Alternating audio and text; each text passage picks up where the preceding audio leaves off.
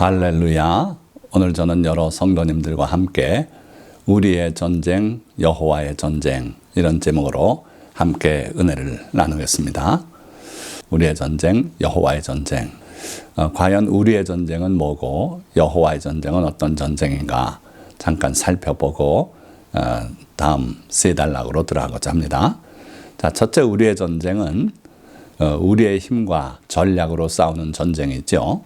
그러다 보니까 이길 수도 있고 질 수도 있는 전쟁이 바로 우리의 전쟁입니다. 한편 여호와의 전쟁은 반드시 이기는 하나님의 뜻을 이루는 전쟁이다. 근데 여기서 조심하실 것은 반드시 이기는 것만은 아니고 어떨 때는 지는 것이 하나님의 뜻을 이룬다면 하나님의 뜻에 따라서 지는 전쟁일 수도 있어요. 그리고 유일하신 참 하나님 여호와께서 우리를 위해 싸우시는 전쟁이기 때문에 그래서 반드시 이긴다. 기본적으로는 그렇게 생각을 하시면 되겠습니다. 그런데 하나님의 뜻을 이루기 위해서 지는 전쟁도 있다 그랬는데 아람하고 아합 왕, 북이스라엘의 아합 왕의 전쟁이 그랬죠. 하나님께서는 하나님의 백성을 우상 종교로 끌고 간 이 아합 왕을 제거하시길 원하셨어요. 그래서 그 아합이 어떻게 하면 전쟁에 나가서 죽고 아합을 제거할까 이렇게 하늘에서 회의를 하는 장면도 소개되고 있고 그렇죠. 그래서 아합이 비록 변장을 하고 왕이 아닌 것처럼 그렇게 숨어 들어가서 전쟁을 했지만 아람 군사가 무심코 쏜 화살이 그 갑옷의 솔기를 맞춰서 결국 아합이 죽고 말죠. 자, 그러니까 이렇게 하나님의 뜻을 이루는 전쟁 그렇게도 하신다 하는 거죠. 자, 그러면 오늘 우리가 함께 생각해 보고자 하는 것은 성경에 기록된 여호와의 전쟁들 어떤 전쟁이 있고 어떤 특색이 있는지 살펴보고 거기서 교훈을 얻고요. 그 다음엔 현실 세계 속에서도 하나님께서 성경의 역사에서처럼 그렇게 역사하시는가 한번 살펴보시고 어떻게 하면 우리의 전쟁이 우리가 싸워야 하는 전쟁이 여호와의 전쟁이 되어서 하나님의 뜻을 이루고 반드시 이기는 그런 전쟁이 될 것인가 이런 내용을 우리가 함께 생각해 보고자 합니다. 자, 첫째 단락 성경에 기록된 여호와의 전쟁들. 하나님께서 모세를 통해서 이스라엘 백성을 이끌어내실 때 그 홍해를 가르시고 자기 백성을 건너게 하신 후에 뒤쫓아오는 애굽 군사들을 이 홍해에 수장을 시켜버리셨죠. 이것이 여호와의 전쟁입니다. 그래서 모세는 하나님의 말씀을 받아서 백성들에게 담대하게 너희는 가만히 서서 여호와의 구원을 보라. 하나님이 너희를 위해서 싸우시는 것을 보라. 이렇게 해서 결국 사람이 싸우지 않고 하나님이 싸우신 전쟁, 여호와의 전쟁이 되었죠.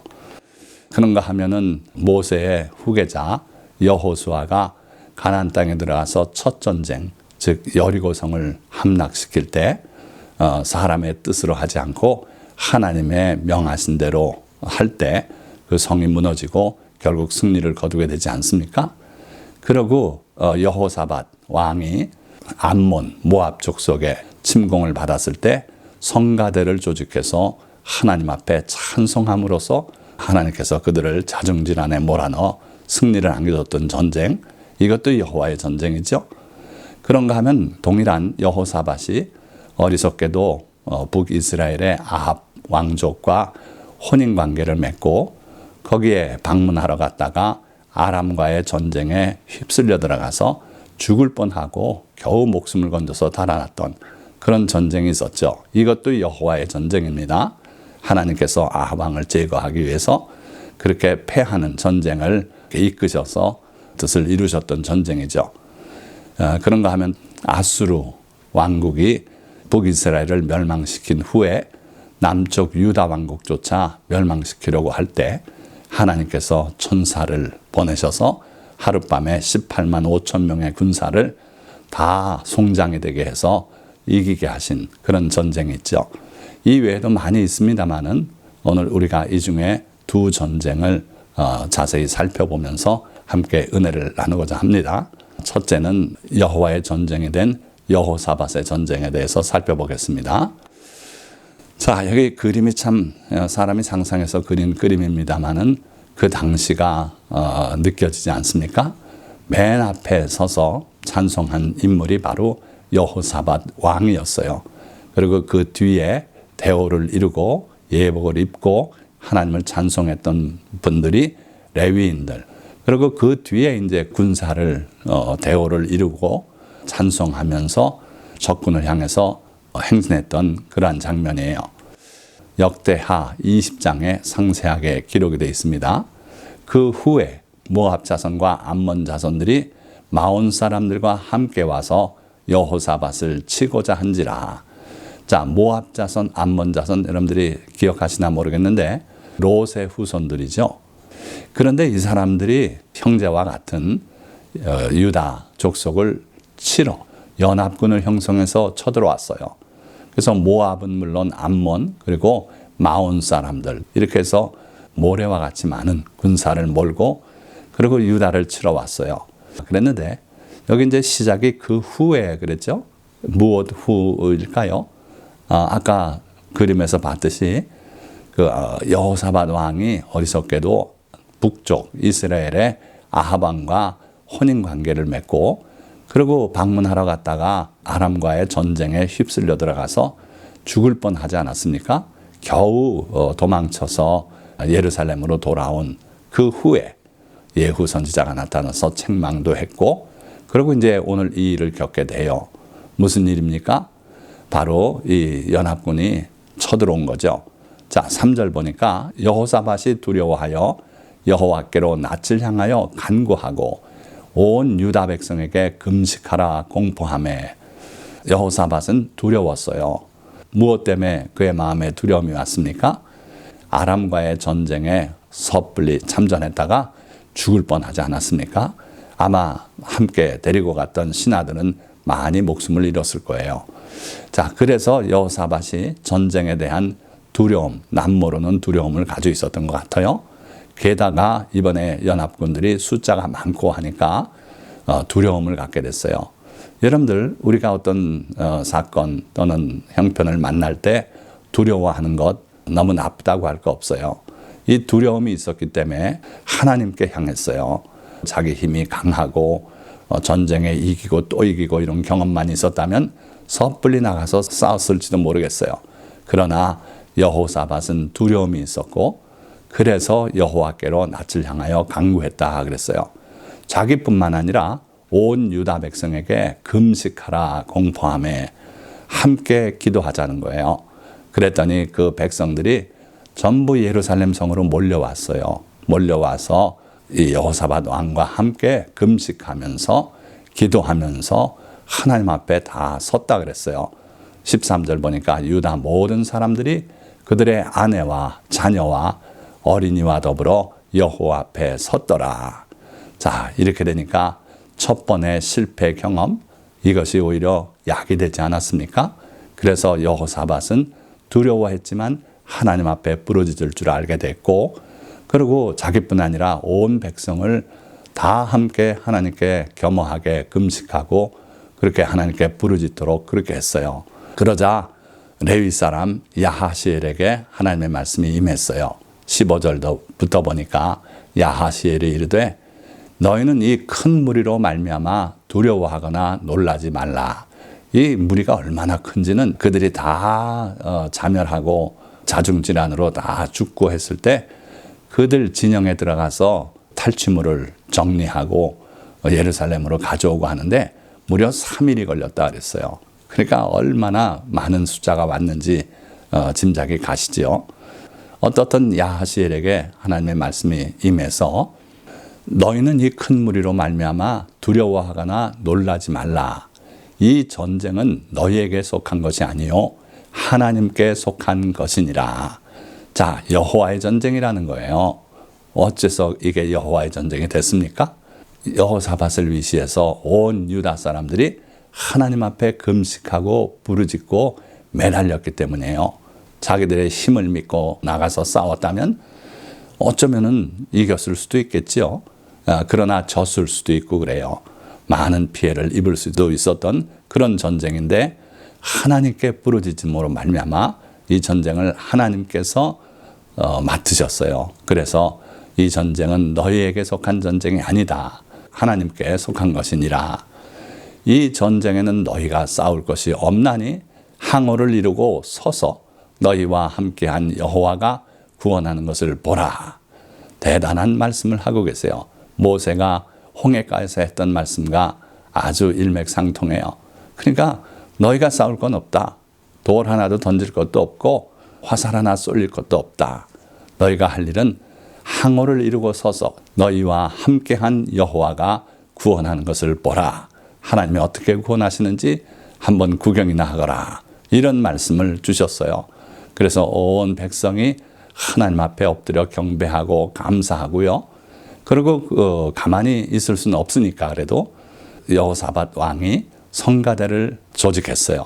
그래서 21절 말씀 보니까 노래하는 자들을 택하여 거룩한 예복을 입히고 군대 앞에서 행진하며 여호와를 찬송하여 이르기를 여호와께 감사하세 그의 인자하심이 영원하도다 하게 하였더니 하나님이 이런 분이시고 하나님의 은혜가 이렇다고 감사함으로 노래하는 거예요.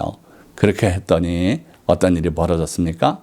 찬송이 하늘에 상달되었고 하나님께서 들으셨고 그 결과 바로 그 다음 절 그 노래와 찬송이 시작될 때에 여호와께서 복병을 두어 유다를 치러 온 암몬 자손과 모압과 세일산 주민들을 치게 하심으로 그들이 패하였으니 찬송이 올라가는 그 순간에 천사들이 숨어 있다가 그들이 자중질환으로 싸우게 하셨어요.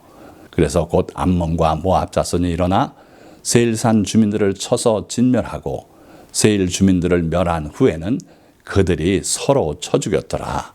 유다 사람들이 들망대에 이르러 그 무리를 본즉 땅에 엎질러진 시체들 뿐이요 한 사람도 피한 자가 없는지라. 다 죽었어요. 그래서 여호사밧과 그의 백성이 가서 적군의 물건을 탈취할세 본즉 그 가운데 재물과 의복과 보물이 많이 있으므로 각기 탈취하였는데 그 물건이 너무 많아 능히 가져갈 수 없을 만큼 많으므로 사흘 동안에 거두어 드리고. 그러니까 그 침공에 들어왔던 족속이 얼마나 수가 많았는지 그들이 가지고 들어왔던 물건을 정리해서 예루살렘 성으로 들여놓는 데만 사흘이 걸렸다 이거예요. 자, 그리고 넷째 날에 무리가 브라가 골짜기에 모여서 거기서 여호와를 송축한지라. 비로소 전쟁 정리를 다 끝내고 나흘째 되는 날 브라가 골짜기에 모였어요. 뭐 때문에 모였습니까? 여호와를 송축하기 위해서. 찬송은 권능이 있습니다. 아무 의미 없는 게 아닙니다. 그러니까 여러분들이 하나님 앞에 겸손한 마음으로 찬송을 드리면 그 찬송이 하늘 보좌로 올라가는 순간 하나님이 받으시고 여러분들의 형편을 돌아봐 주시고 때로는 여러분들이 전쟁을 치르고 있다면 그 전쟁을 여호와의 전쟁으로 바꿔주신다 하는 거예요. 자, 그래서 오늘날까지 그곳을 브라가 곧 찬송 골짜기라 일컫더라. 얼마나 놀라운 기사가 아닙니까? 이렇게 우리가 두려움이 있더라도 하나님께 우리의 사정을 아뢰고 도와주시기를 간구하고 금식하고 함께 모여서 하늘을 향해 외치고 그리고 하나님을 찬송할 때 이와 같은 기적이 일어나는 것입니다. 자, 두 번째 예입니다. 여호와의 전쟁이 된 히스기야의 전쟁. 히스기야는 유다의 거의 끝 무렵의 왕인데 어떤 왕이었는가? 열왕기하 18장 5절에서 7절은 이렇게 말씀하고 있어요.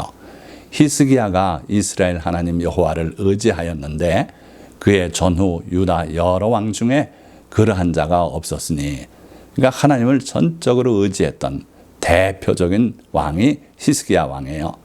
자, 그래서 아수르를 섬기던 일을 폐지했는데, 배신을 했는데, 그러니까 아수르가 침공에 들어왔어요. 그래서 열왕기하 18장 13절에서 14절 말씀 보니까 히스기야 왕 제14년에 아수르의 왕 사네립이 올라와서 유다 모든 견고한 성읍들을 쳐서 점령하매, 자, 나라가 위태롭게 됐어요.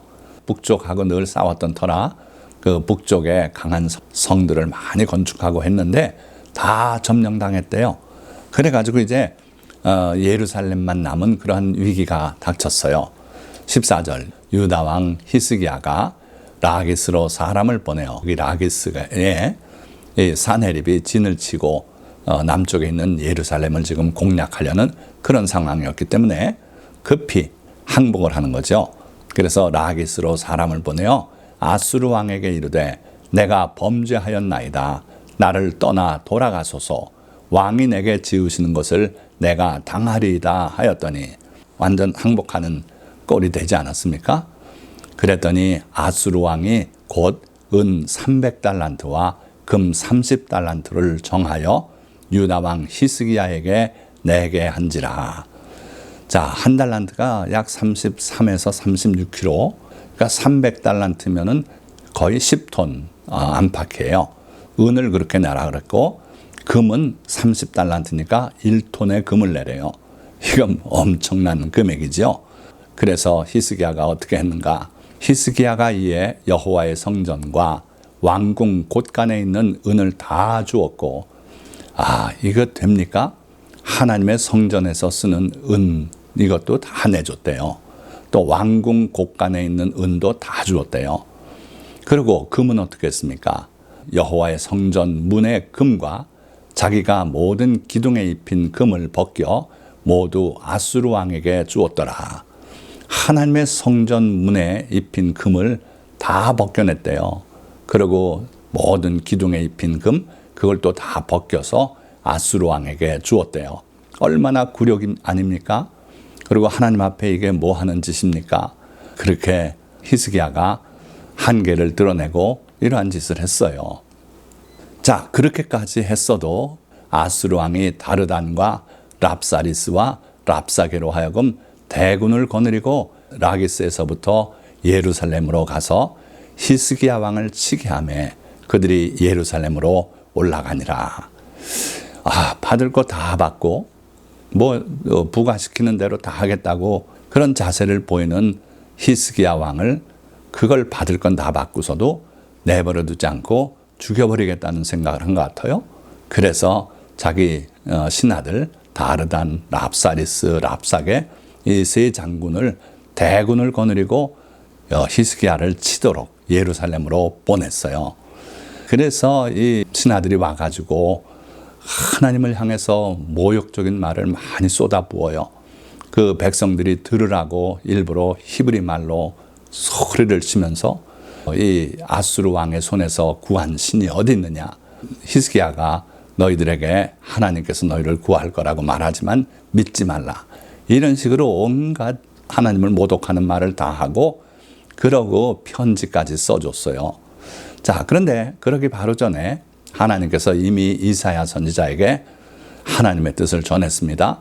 그래서 이사야가 그들에게 이르되 너희는 너희 주에게 이렇게 말하라. 여호와의 말씀이 아수르 왕의 신복에게 들은 바 나를 모욕하는 말 때문에 두려워하지 말라. 자, 랍사게라는 그 신하가 대표로 나서서 하나님을 모욕하는 말을 많이 했거든요. 근데 그 말 때문에 두려워하지 말라. 내가 한 영을 그의 속에 두어 그로 소문을 듣고 그의 본국으로 돌아가게 하고 또 그의 본국에서 그에게 칼에 죽게 하리라 하셨느니라 하더라. 그래서 하나님께서 벌써 결정하신 것은 사네립이 소문을 듣고 본국으로 돌아가게 하시겠다는 거예요. 지금 예루살렘을 군대들이 포위하고 엄포를 놓고 그러고 있지만 다 돌아갈 거다. 염려하지 마라. 그렇게 하나님이 말씀을 이사야를 통해 전해주셨어요. 그런데 그러고 나서도 사네립의 신하들이 편지 하나를 히스기야 왕에게 전하라고 줬는데 히스기야 왕이 그 편지를 받아보고 나니까 더 기가 막힌 게요. 거기에 구체적인 요구사항도 있었을 테고 그리고 하나님을 모독하는 말이 또 거기에 기록이 돼 있고 그래서 히스기야가 그 편지를 가지고 하나님의 성전에 올라갔어요. 그리고 하나님 앞에 펼쳐놓고 그 앞에서 히스기야가 기도하여 이르되 주는 천하만국의 홀로 하나님이시라. 주께서 천지를 만드셨나이다. 여호와여 귀를 기울여 들으소서. 여호와여 눈을 떠서 보시옵소서 이러면서 하나님 앞에 기도를 올렸어요. 그러자 아까 여호사밧 왕이 찬양할 때 하나님께서 복병을 두어서 그 적군들을 혼란시키고 자중질환을 일으켰던 것처럼 이번에 히스기야가 하나님 앞에 편지를 펼쳐놓고 기도할 때 이 밤에 여호와의 사자가 나와서 아수르 진영에서 군사 18만 5천 명을 친지라. 아침에 일찍 일어나 보니 다 송장이 되었더라. 놀라운 일 아닙니까? 천사가 나와서 다 쳐서 죽였어요. 아수르 왕 사네립이 떠나 돌아가서 니느웨에 거주하더니 그가 그의 신 니스록의 신전에서 경배할 때에 아드람멜렉과 사레셀이 그를 칼로 쳐 죽이고 그러고 도망가고 그 아들이 왕이 됐다 그랬어요. 그러니까 이 사네립은 위대한 왕이었지만 하나님을 모독하는 그러한 죄를 범했어요. 그럴 때 하나님께서 이 전쟁을 히스기야의 전쟁이 아닌 여호와의 전쟁으로 받아서 이렇게 큰 역사를 보여주시고 적군을 물리쳐 주셨던 거예요. 자, 두 번째 단락입니다. 사실은 거의 다 했어요. 현실 속에서는 하나님은 성경 속의 기사와 같이 싸우시는가? 그렇습니다. 현실 속에서 우리가 목도했던 인간의 전쟁을 여호와의 전쟁으로 그렇게 받아주셨던 일들이 첫째는 1차 중동전쟁이에요. 이스라엘이 독립선언을 하고 나니까 그 주변 아랍국들이 총단결해서 이스라엘을 지중해로 밀어넣겠다고 쳐들어왔던 전쟁이 1차 중동전쟁이고 따라서 독립전쟁이라고도 불러요. 하나님께서 도와주셔서 기가 막히게 승리를 했어요.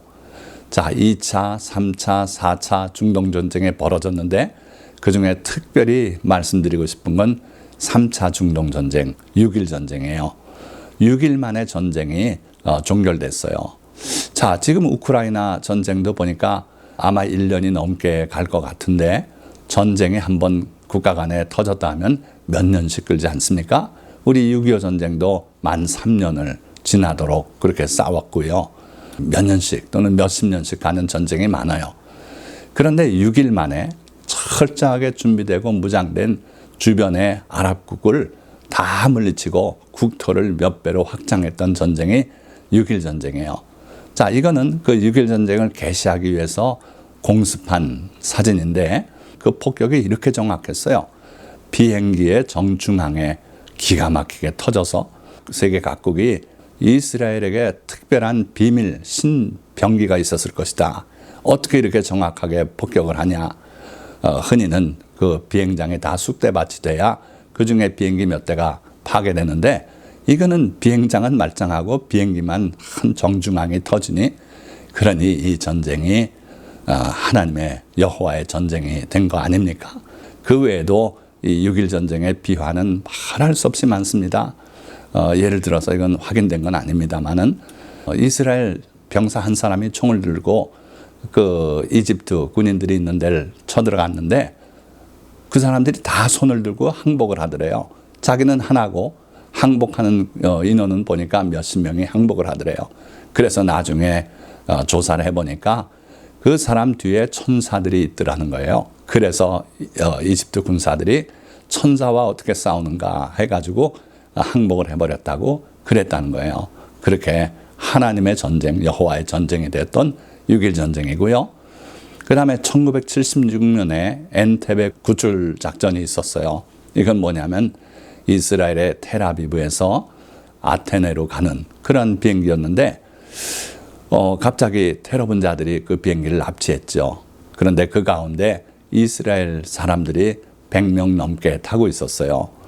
그래가지고 그 비행기를 아프리카의 우간다의 엔테베 공항까지 몰고 갔는데 이스라엘에서 구조작전을 짜고 그 엔테베까지 가서 안전하게 구출을 했어요. 거의 피해가 없이 구해냈어요.